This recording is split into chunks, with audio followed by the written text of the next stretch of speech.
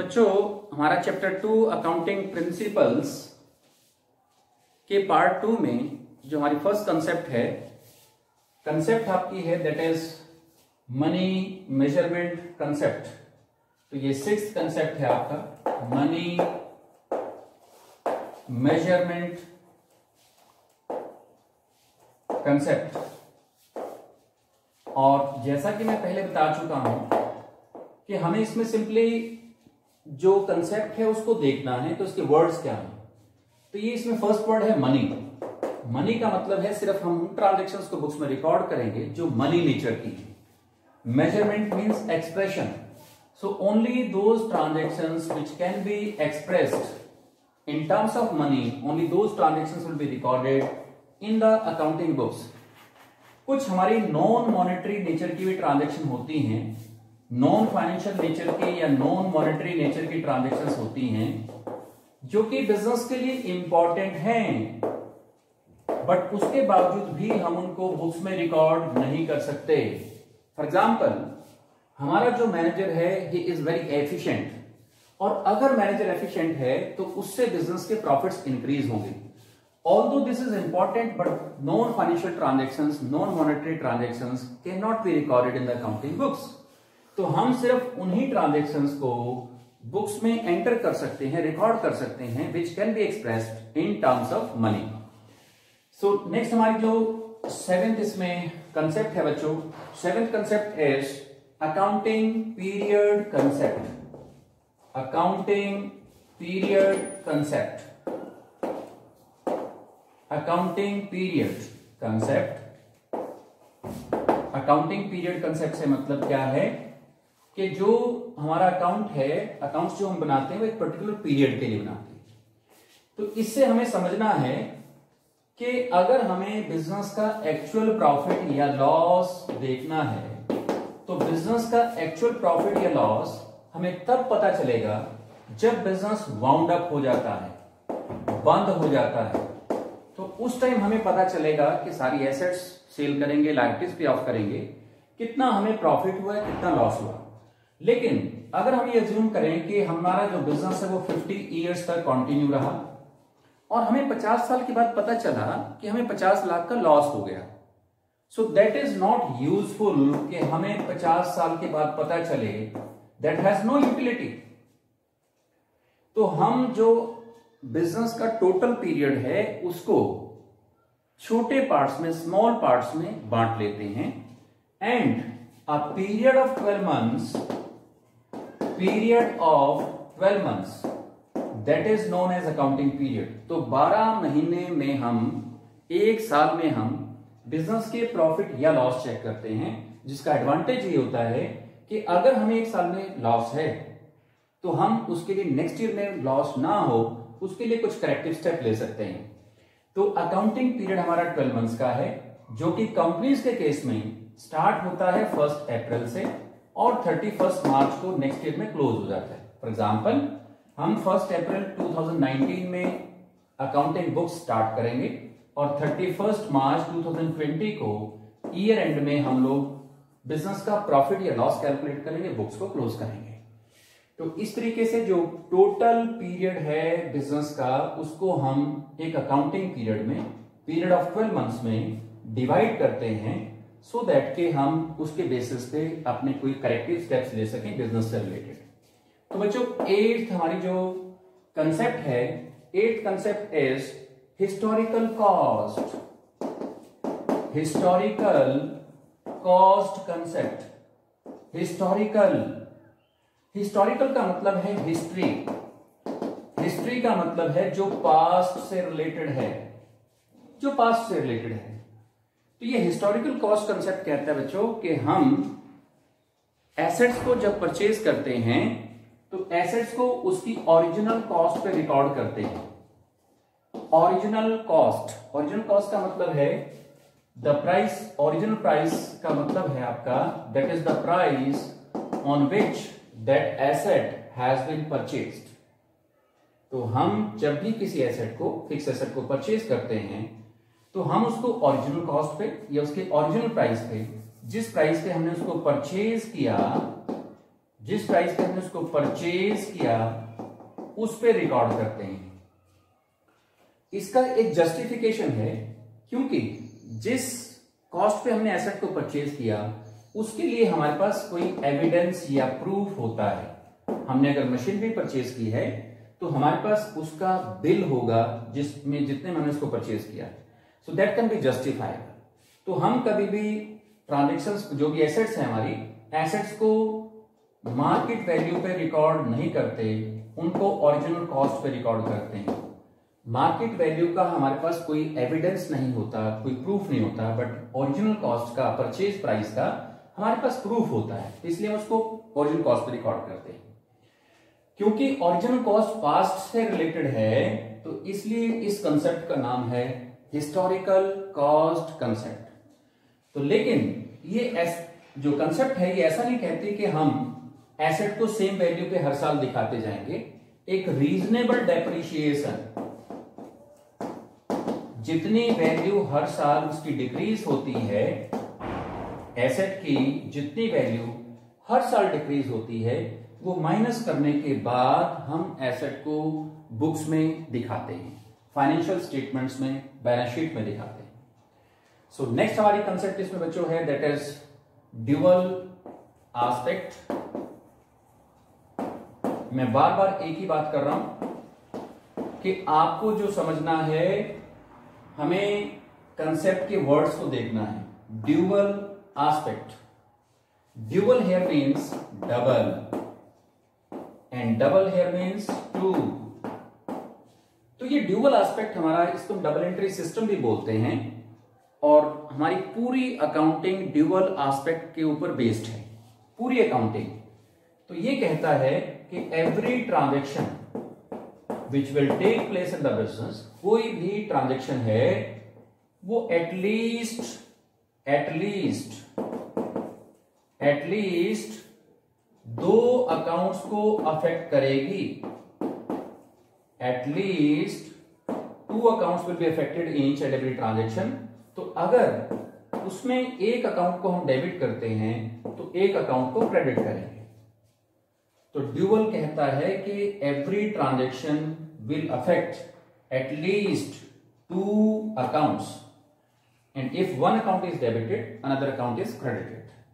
तो इसमें हमारी एक अकाउंटिंग इक्वेशन बनती है जो कि हमारे आगे चैप्टर डिस्कस करेंगे हम लोग, that is assets is equal to capital plus liabilities. क्योंकि कोई भी ट्रांजैक्शन अगर यहां प्लस होती है तो वो यहां भी प्लस होगी, यहां माइनस होती है तो यहां भी माइनस होगी, या यहीं प्लस यहां माइनस होगी, तो जिसके कारण ये हमारा अकाउंटिंग इक्वेशन हमेशा सेम रहता है, प्रूव होता है।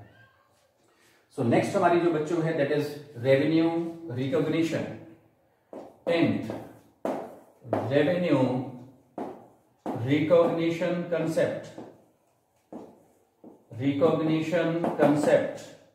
रेवेन्यू रिकॉग्निशन, आप सभी जानते हैं रेवेन्यू का मतलब कि कोई भी रेगुलर नेचर की जो रिसीट्स होती हैं हम उनको रेवेन्यू बोलते हैं। जो रेगुलर बेसिस पे बिजनेस रिसीव करता है तो उनको हम रेवेन्यू बोलते हैं।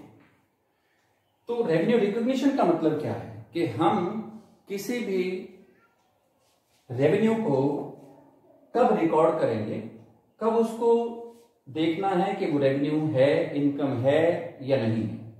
तो इसको समझने के लिए हम एक एग्जांपल ले सकते हैं, लगभग सेम एग्जांपल जो कि हमने प्रीवियसली डिस्कस भी किया है। हमने 1 अप्रैल 2020 में गुड्स सेल किए, 1 अप्रैल 2020 में हमने ऑर्डर रिसीव किया गुड्स का। 1 अप्रैल 2020 को किसी कस्टमर ने हमें ऑर्डर दिया 50,000 के गुड्स का कि हमें गुड्स भेज दो। 31 मार्च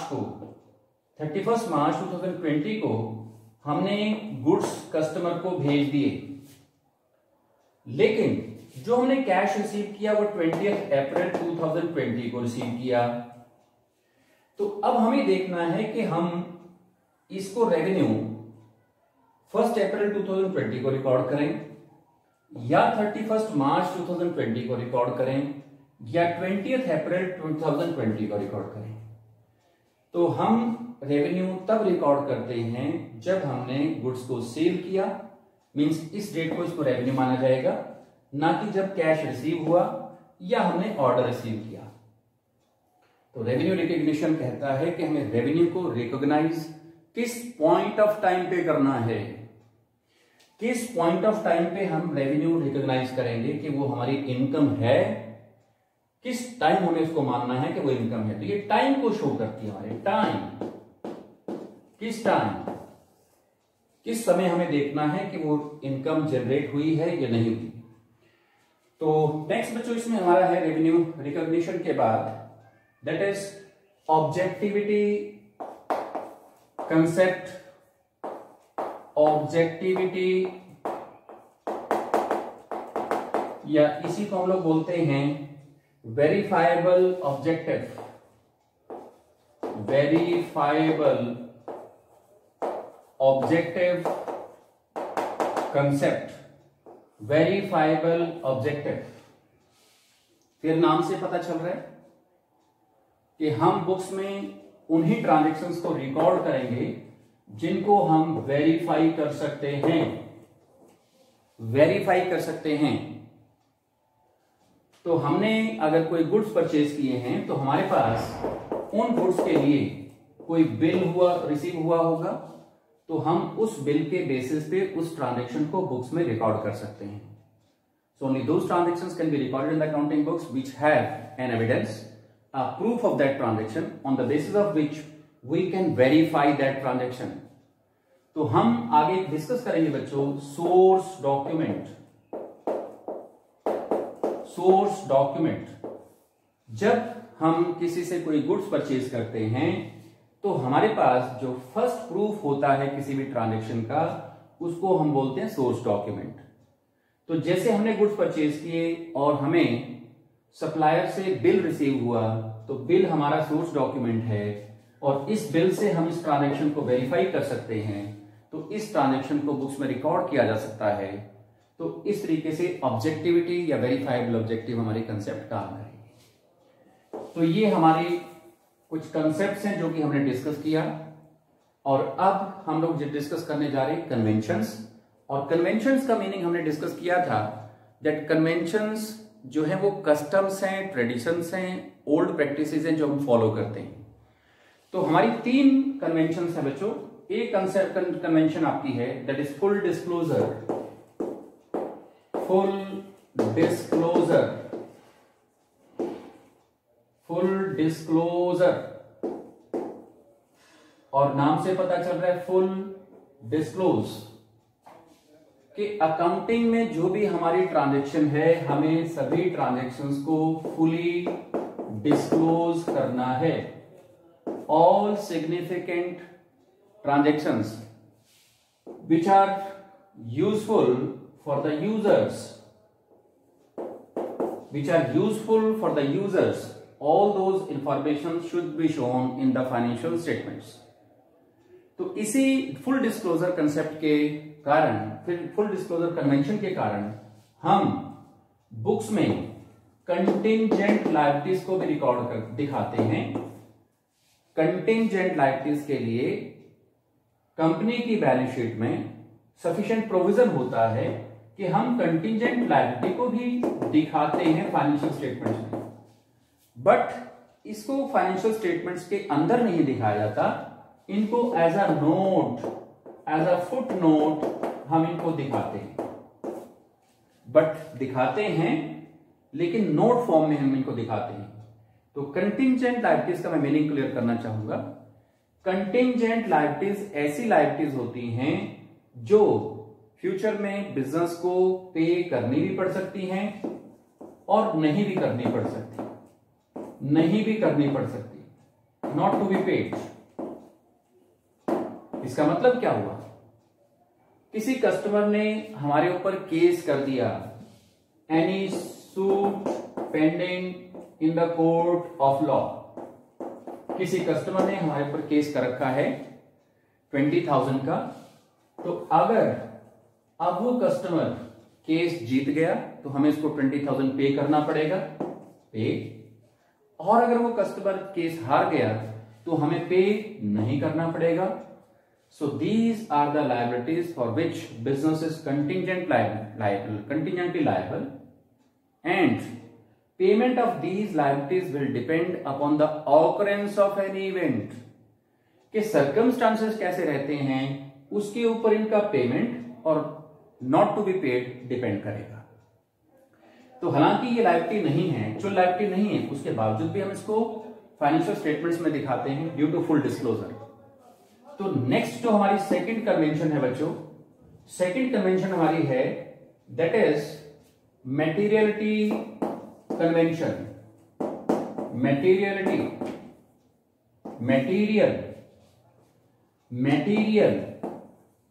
मटेरियल का मतलब यहां कोई गुड्स या चीजों से नहीं है। मटेरियल का मतलब है यहां सिग्निफिकेंट, इंपॉर्टेंट। तो ये जो मटेरियलिटी कन्वेंशन है ये फुल डिस्क्लोजर का एक्सेप्शन है, उसको उल्ट है, उसके अपोजिट है। ये कहता है कि हमें सभी ट्रांजैक्शंस को बुक्स में रिकॉर्ड नहीं करना, फाइनेंशियल स्टेटमेंट में हर चीज को हम नहीं दिखाएंगे, क्योंकि उसके कारण जो हमारी फाइनेंशियल स्टेटमेंट है वो बल्की हो जाएंगे, फिर हमारा वो समरी का पर्पस सॉल्व नहीं होता। तो इसलिए सिर्फ उन चीजों को हम दिखाए जाएंगे जो कि मटेरियल है, इंपॉर्टेंट है, which has a significant impact. तो those transactions will be entered in the financial, shown in the financial statements.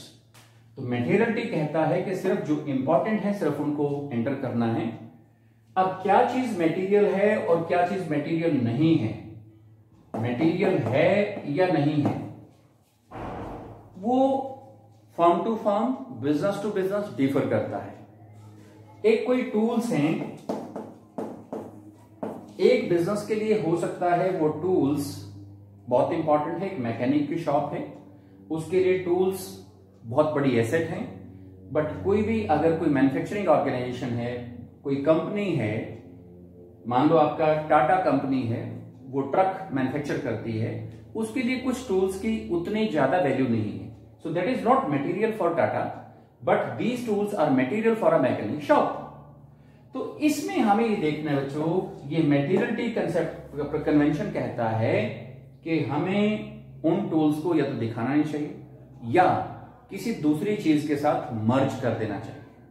दिखाएं तो हम उसको सेपरेट हेड ना दिखाएं, उसको किसी के साथ मर्ज कर सकते हैं, हम लोग दूसरे किसी हेड के साथ इकट्ठा दिखा सकते हैं, ताकि हमारी जो फाइनेंशियल स्टेटमेंट्स हैं वो बल्कि ना हो, बड़ी ना हो, लेंथी ना हो। सो थर्ड हमारा जो लास्ट और मोस्ट इंपॉर्टेंट कन्वेंशन है बच्चों, that is prudence concept, prudence convention, और it can also be called as prudence or conservatism.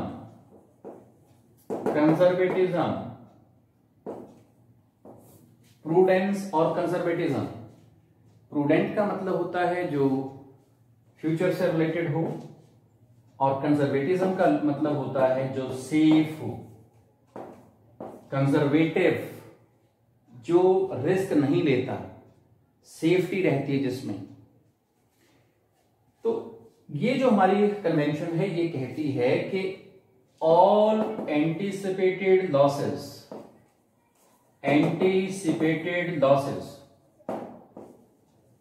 कोई भी अगर फ्यूचर में लॉस होने वाला है वो एंटीसिपेटेड है। फ्यूचर में अगर हमें कोई भी बिजनेस को लॉस होने वाला है तो हम उसको बुक्स में रिकॉर्ड करेंगे, उसको आज ही रिकॉर्ड करेंगे। बट अगर कोई हमें फ्यूचर में कोई प्रॉफिट होने वाला है तो हम उसको इग्नोर करेंगे, उसको बुक्स में रिकॉर्ड नहीं किया जाएगा। इस सिचुएशन में बिजनेस सेफ प्ले करता है। क्यों सेफ प्ले करता है? कि हमें पता चले कि हमें कोई 10 साल बाद 50 लाख रुपए की कोई लायबिलिटी होने वाली है, जैसे कि हमें एसेट रिप्लेस करनी है, तो हम उस एसेट के लिए अपनी बुक्स में हर साल सफिशिएंट प्रोविजन क्रिएट उसके लिए कर सकते हैं। तो बिजनेस सेफ रहेगा, बिजनेस की फाइनेंशियल पोजीशन एडवर्सली अफेक्ट नहीं होगी, क्योंकि एकदम हमें 50 लाख देना पड़े तो बिजनेस की फाइनेंशियल पोजीशन एडवर्सली अफेक्ट होगी। और अगर हम 10-10 लाख रुपया हर साल या 5-5 लाख रुपया हर साल अगर इकट्ठा करते हैं तो उसमें हमारी बिजनेस की फाइनेंशियल पोजीशन अच्छी रहेगी, तो बिजनेस सेफ रहेगा, बिजनेस के क्लोजर की पोजीशन नहीं आएगी।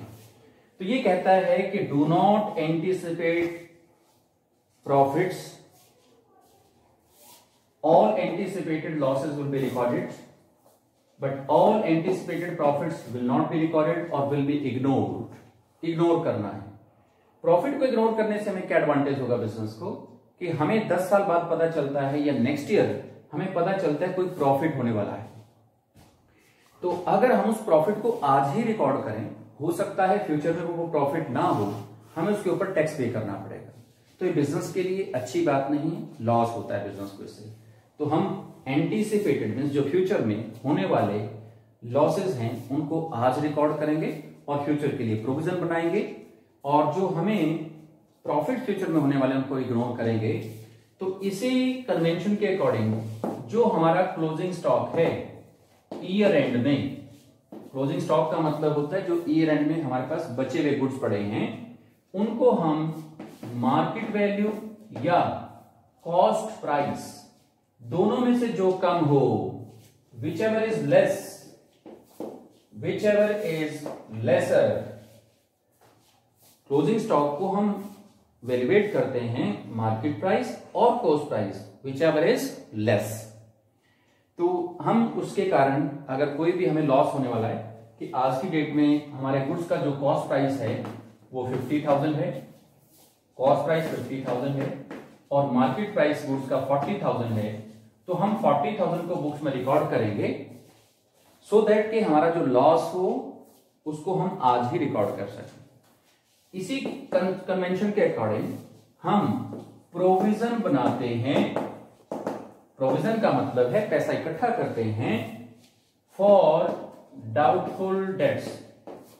हमें लगे कि कुछ डेटर्स हमारा पैसा नहीं दे सकते, जिनसे हमें पैसा लेना है वो पैसा नहीं दे सकते, तो उसके लिए हम प्रॉफिट में से कुछ अमाउंट का प्रोविजन कर लेते हैं सो दैट कि हमें एकदम कोई लॉस ना हो।